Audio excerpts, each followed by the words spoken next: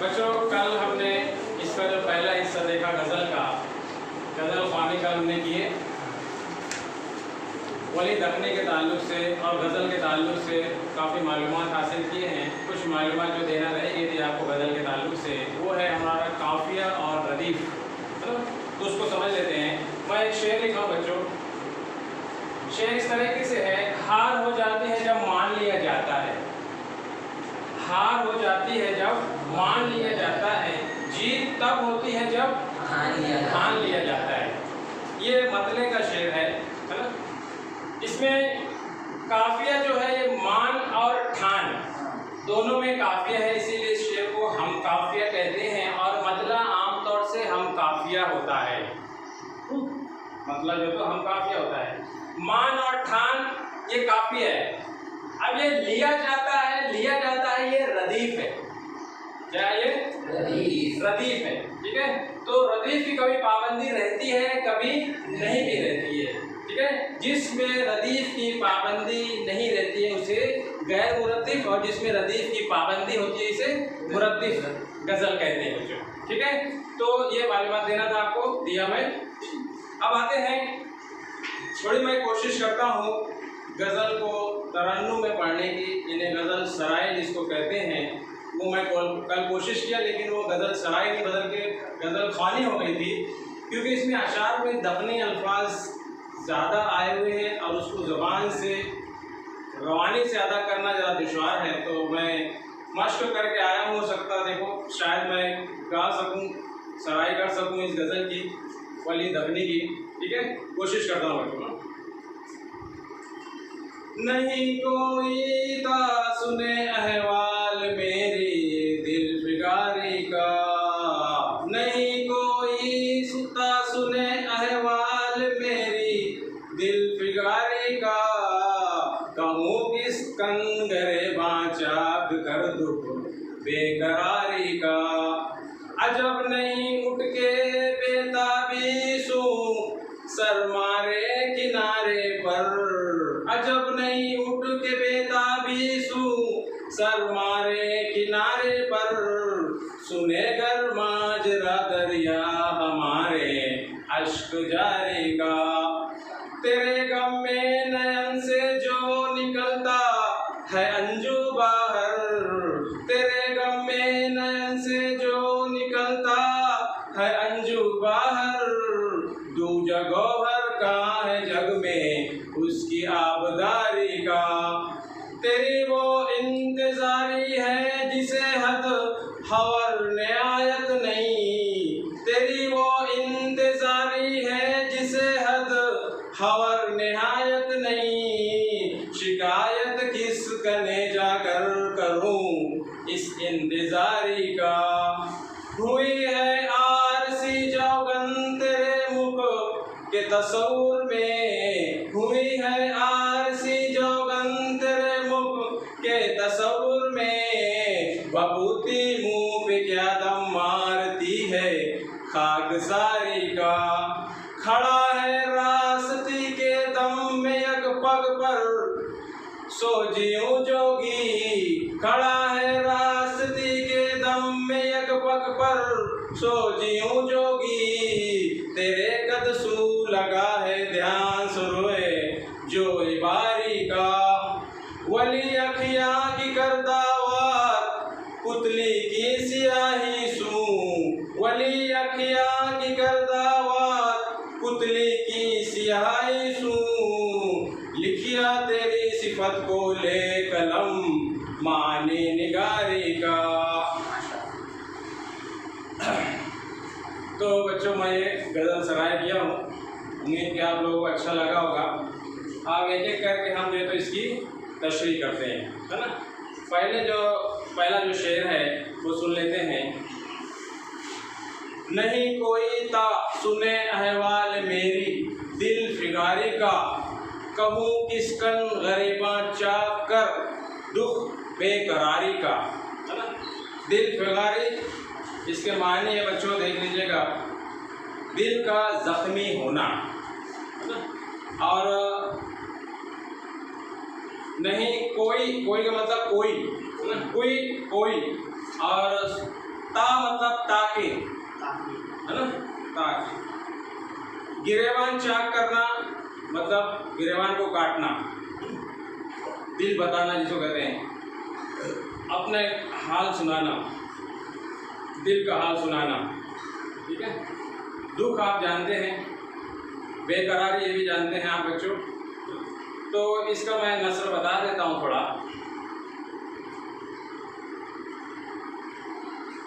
हाँ,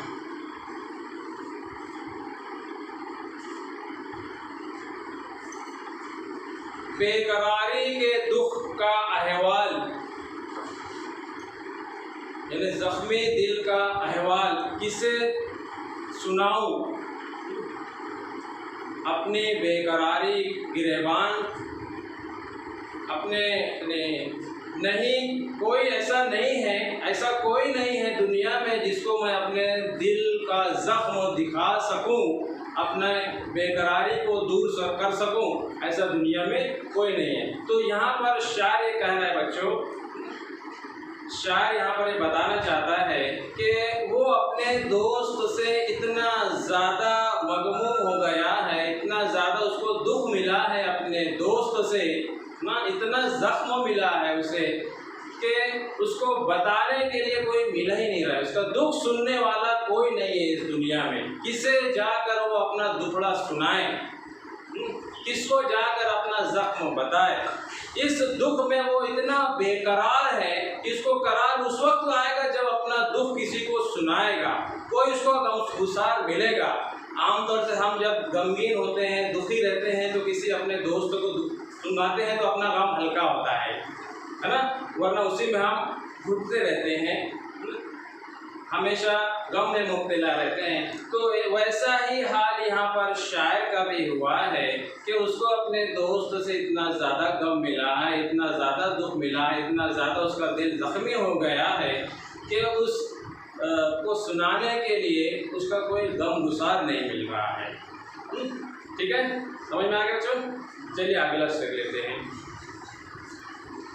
अजब नहीं उठ के बेताबी सू, सर मारे किनारे पर, सुनेगर माजरा दरिया हमारे, अश्क जारी का।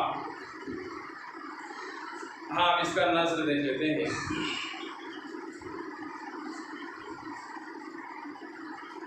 यहाँ पर भी शायर ये अपने गम को इस तरह सुना रहा है।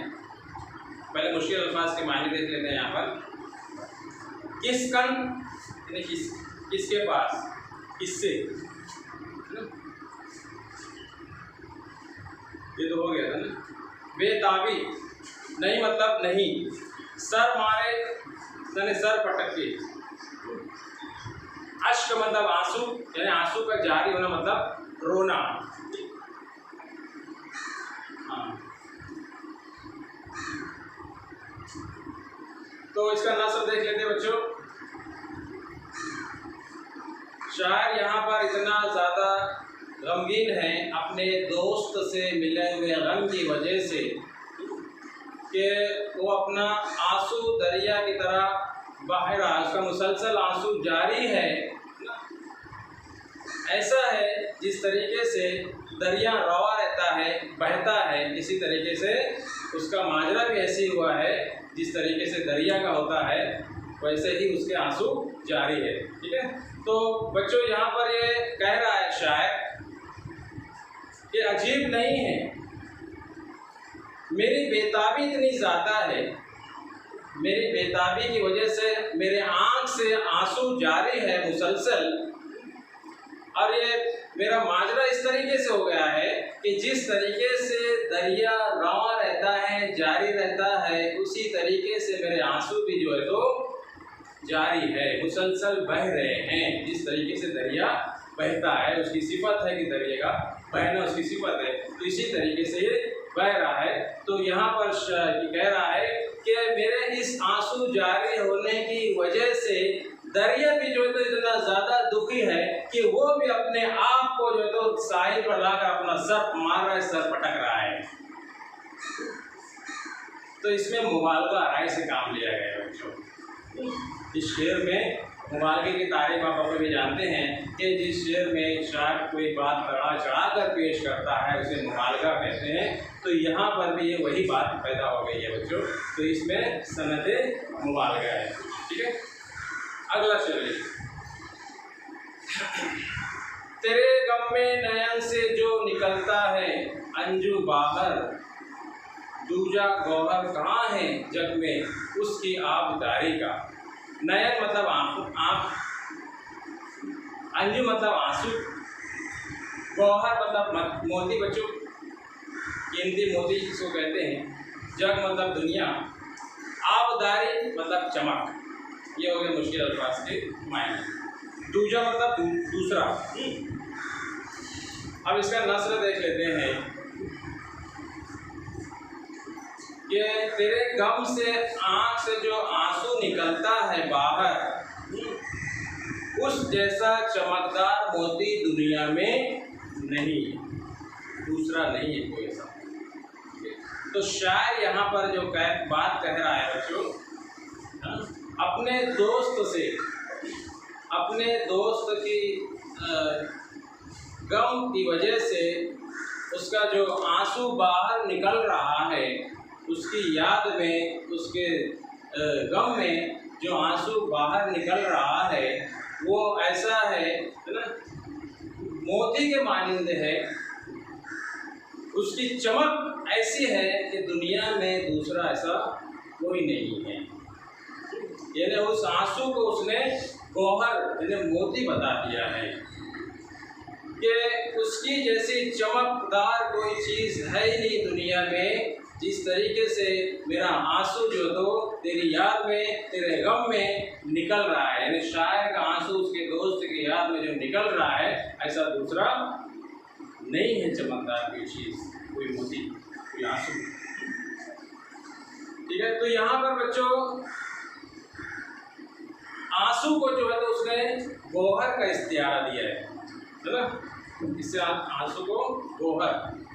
तो चूँकि उसने आंसू को गौहर कहा है, बनाया तो गौहर कहा है, तो यहाँ पर इस्तियारे की सिफत पैदा हो गई है, लिहाजा इस शेर में सनदे इस्तियारा है बच्चों। ठीक है, चलिए अगला शेर ले लेते हैं। तेरी वो इंतज़ारी है जिसे हद और निहायत नहीं, तेरी वो इंतज़ारी है जिसे हद और निहायत नहीं, शिकायत किस कने जाकर करूं इस इंतज़ारी का। शायर यहाँ पर मतलब इसका मुश्किल अल्फाज के मायने देख लेते बच्चों। और मतलब और मतलब और, ठीक है। किस कने मतलब किसके पास, कहाँ। हद यानी इंतहा, नहीं मतलब नहीं, निहायत मतलब खात्मा, खात्मा या खत्म। तो यहाँ पर बच्चों तेरे इंतज़ारी की हद जो है तो ख़त्म नहीं होती है, और इसकी शिकायत मैं किसके पास जाकर करूँ। ये नस्र हो गया बच्चों। अब इसकी तशरीह मैं बताता हूँ। शायर यहाँ पर अपने दोस्त के इंतज़ार में है ना, और इतना बेकरार है, इतना बेचैन है उससे मिलने के लिए, और ये कह रहा है कि मैं इसके इंतज़ार की शिकायत, इसके इंतज़ारी की जो शिकायत है मैं किसके पास जाकर करूं, किसके पास जाकर करूं। अगर करूंगा उसके इंतज़ार की शिकायत तो वो भी क्या करेगा। लिहाजा शायर ये बता रहा है कि ये जो इंतज़ारी है ये उसके आने से ही ख़त्म होगी, उसके आने से ही ये जो तो बेकरारी, ये इंतज़ारी जो तो ख़त्म होगी। लिहाजा यहाँ पर बच्चों शायर जो तो चूँकि यहाँ पर जैसे अपने कल सुनने दे देखिए इश्क तसव्वुफ आशना है, तसव्वुफ आशना है। तो लिहाजा यहाँ पर इश्क हकीकी की तरफ इशारा है। शायर अपने रब से, अल्लाह से मिलने के लिए बेकरार है, इंतज़ार में है कि कब मैं अपने रब से जाकर मिलूं, अल्लाह से मिलना चाहता है। चलिए अगला शेर लेते हैं। हुई है आरसी जोगन तेरे मुख के तसव्वुर में, हुई है आरसी जोगन तेरे मुख के तसव्वुर में, भभूति मुँह पे क्या दम मारती है खाक सारी का। मुख यानी चेहरा बच्चों, आरसी मतलब आईना, जोगन जो सन्यासन होती है, जोगी मतलब सन्यास, सन्यासी है ना, और राहिब जिसको कहते हैं उसका मुअन्नस है सन्यासन, जिसको जोगी कहते हैं, जोगन कहते हैं, ठीक है। भभूति एक किस्म की राख है जिसे वो लोग मलते हैं बदन पर, और दम मारना ये मुहावरा है, दम मारना, शेखी बकारना या दावा करना, ठीक है। अब इसकी तशरीह नस्ल देख लेते हैं।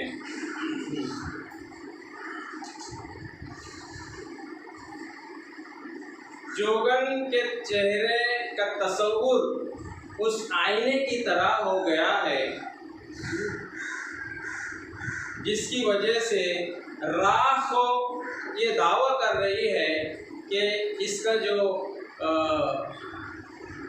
शफाफियत है ना, इसके जो आईने के जैसे पाकीज़ा जो है, बिल्कुल साफ है, ये मेरे राख की वजह से हुआ है, मेरे राख की वजह से जो है तो इसका चेहरा बिल्कुल आईने की तरह हो गया है।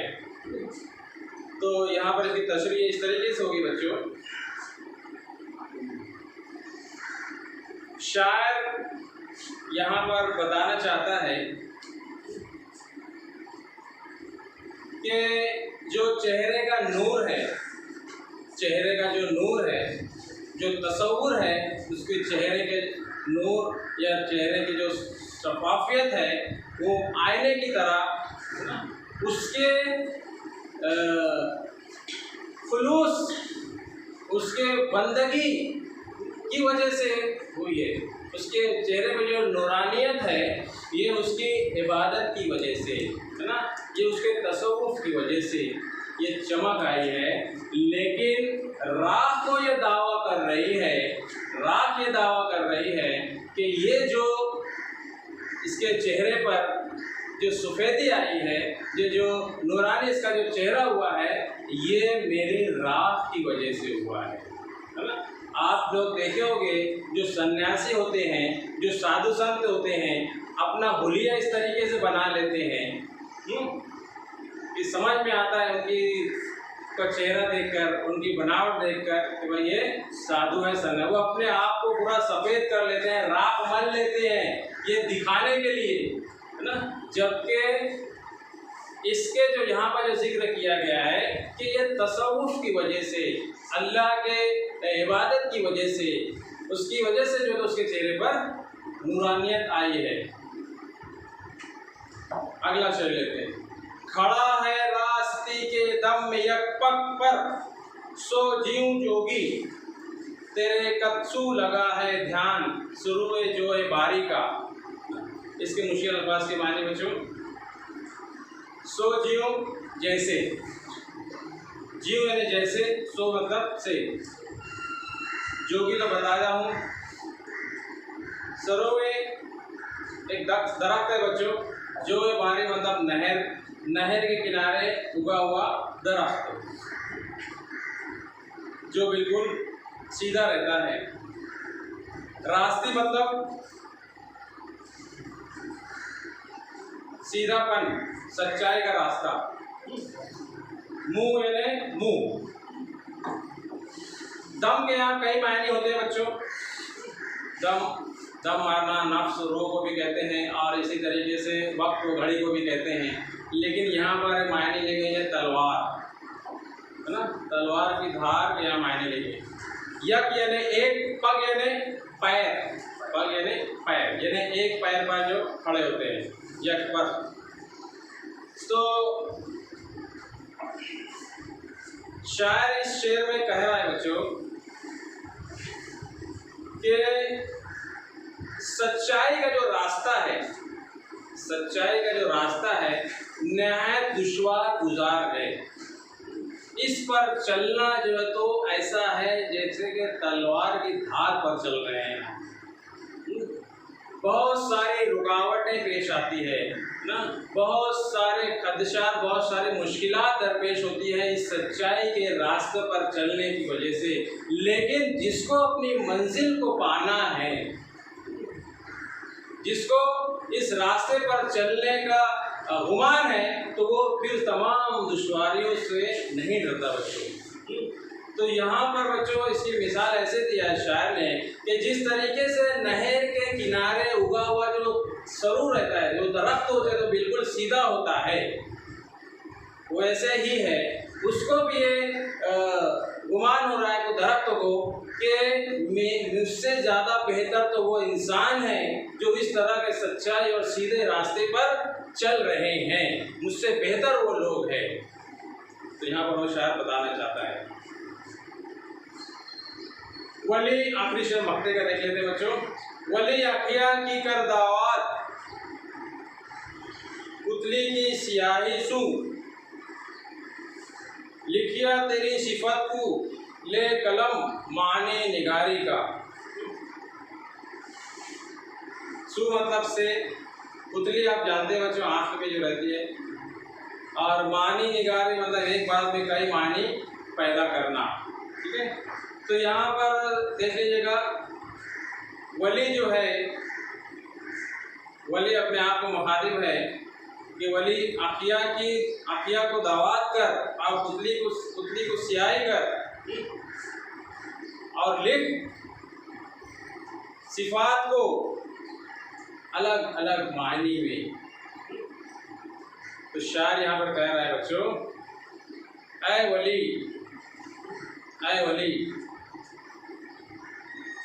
अपनी आँख को दवात कर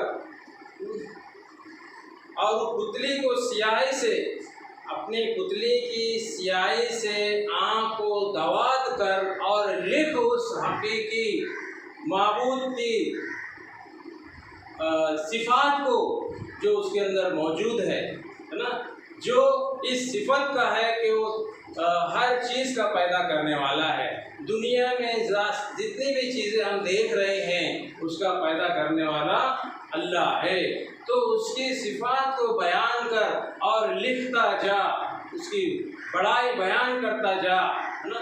तो वो पुतली को जो तो दवात कर उस पुतली की स्याही को दवात बनाकर सारी तारीफ़ें लिखता जा। तो यहाँ पर बच्चों शायर अपनी बंदगी की तरफ इशारा कर रहा है ना, और अल्लाह की तारीफ़ इस तरीके से बयान कर रहा है कि जो आँख से वो देख रहा है, जो चीज़ें वो आँख से देख रहा है, उसको देखने के बाद जो तो बयान कर, यानी अपनी आँख को उस पुतली की स्याही जो आँख की पुतली देख रही है, और उस आँख को जो तो दवात बना और लिखते चले जा, है ना, उसकी तारीफ लिखते चले जा, अलग अलग मायने में बयान करते चला जा। ठीक है, तो यहाँ पर भी ये जो शेर है बच्चों इसको हकीकी तरफ इशारा कर रहा है।